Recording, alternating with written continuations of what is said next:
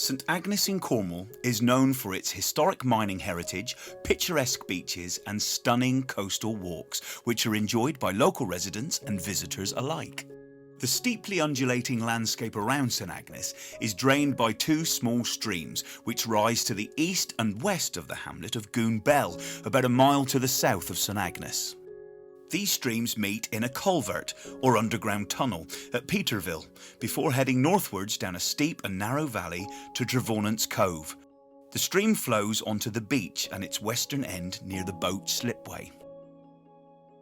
The natural water system involves the continuous cycling of water through the atmosphere and across the land through processes like evaporation, condensation and precipitation. In a natural landscape, rainwater flows through and over the land before collecting in rivers and streams that flow down to the sea. The flow of water depends on a number of factors. These include soil type and condition, the steepness of the terrain, and land use such as urban, rural or industrial land uses.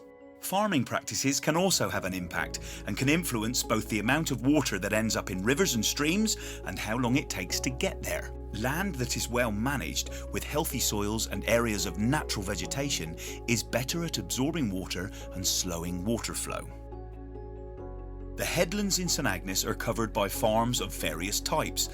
There are arable farms growing crops, livestock farms rearing cows and pigs, and there are large areas where horses are kept.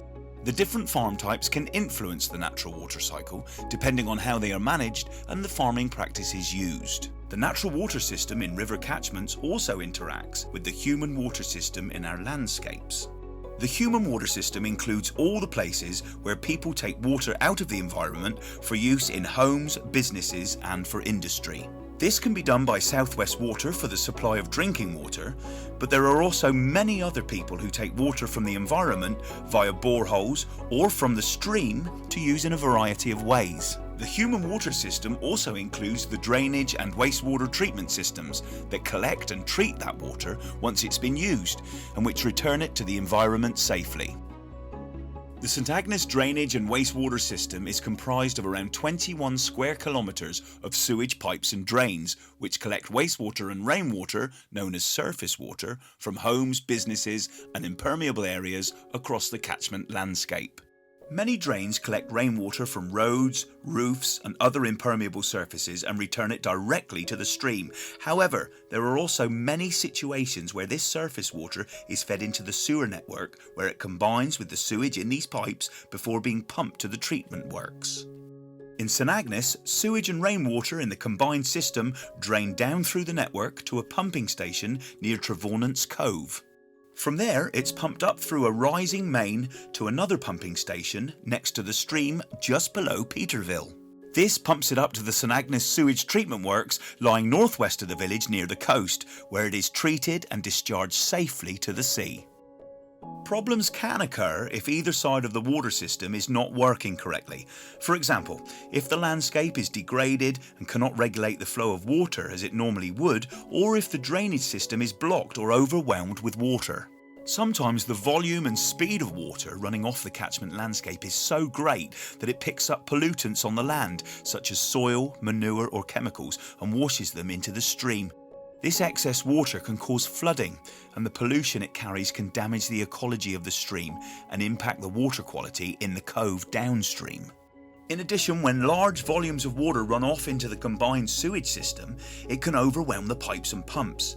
When this happens, the excess sewage and water in the system can overflow into the stream to ensure that it does not back up in the system and flood homes, businesses and public spaces.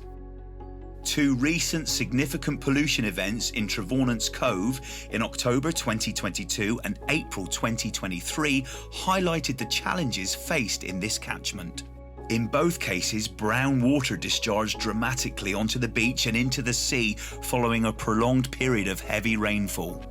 Subsequent investigations have revealed that the rainfall caused the storm overflows to spill diluted sewage into the stream and triggered the runoff of large quantities of muddy water from the rural landscape at the top of the catchment.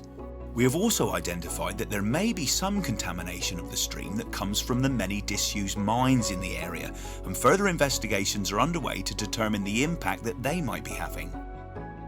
South West Water recognise that storm overflow spills into bathing waters is unacceptable and will be investing £800,000 in the St Agnes catchment over the next 2 years to try and prevent them happening. Only when we have a full understanding of what is causing the problems can we identify potential solutions. These solutions may include the creation of storage tanks in the sewer network to prevent excess water from spilling via the overflows. However, it is important that we identify where all the surface water is coming from and how it's entering the system, because keeping it on the land and out of the sewage system is a more sustainable way to solve water management problems in the long term. St Agnes is one of 15 pilot areas where we are working with communities to co-create natural catchment management plans. Our aim is to use our investment to establish a partnership approach to meeting the water management challenges we face in catchments across our region. We will be holding community events and sharing what we've learned about the effectiveness of our infrastructure, as well as past and present land usage. We will do this so that together we can meet water management challenges. We look forward to these conversations and to identifying opportunities to improve communities, and we welcome all questions and ideas that will contribute to the conversation.